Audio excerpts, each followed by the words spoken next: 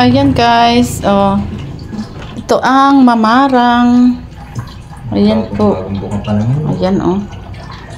Napakarami pong napanguha ngayon. Ayan oh. Hindi ako kasama sa kubo, sa bukid. Tapos si daddy lang. Ayan ang kanyang mga napanguha. Madami oh. Kanina siguro buso pa lang oh. Wala nang ganyan. Maliit pa.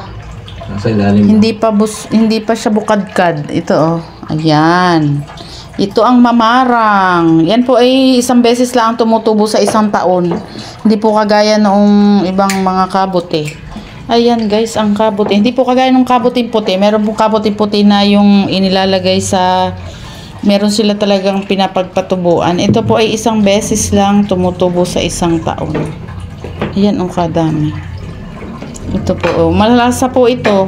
Ayan. Pag po yan ay niluto. Inaalis po ito o kinakaluskos yan o.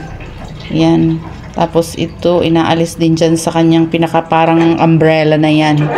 Yan po ay hinihimay. Tapos po ay nilalagyan siya ng paasim na yun pong ating mga alibangbang na talbos doon po sa bukid. Si daddy po ay nanguha na din noon ng alibangbang. Ito? Ayan po o. Ayan o. Masarap po ito. Ayan, malasa.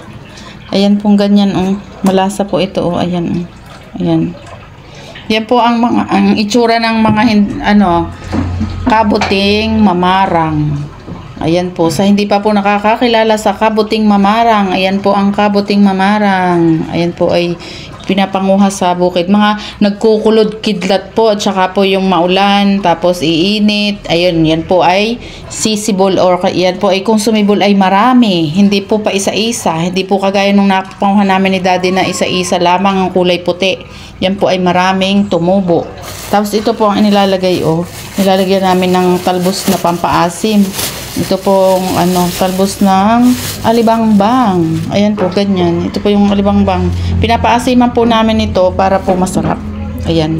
Ginigisa lang po yan at yan po ay ulam na. Masarap at malasa. Ayan po. Ang sabaw po niyan ay talaga namang malasa. Ayan. Ayan po. Malinamnam at malasa ang sabaw nito. Yan po ang kabuting mamarang. Oh, ayan po kadami. Oh.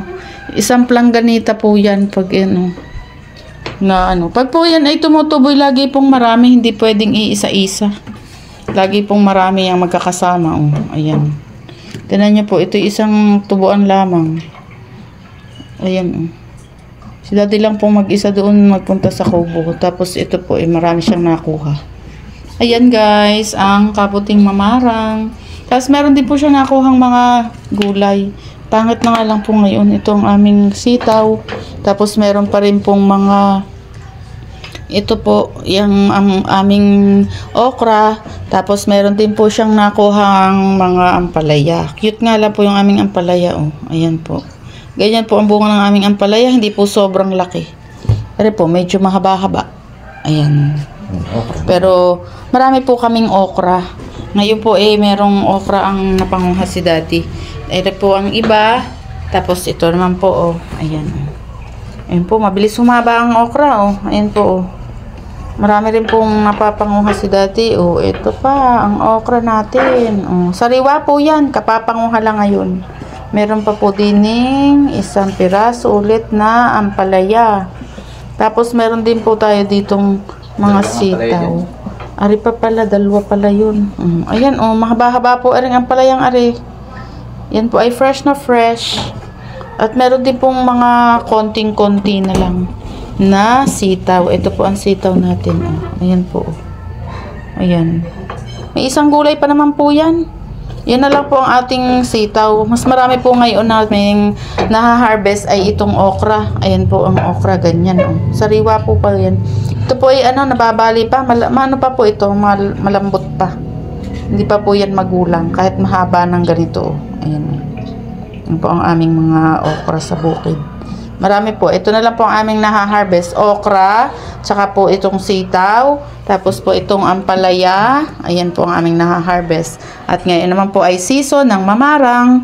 Kaya ayan po, ang dami ng mamarang. Ayan po. May makukuha.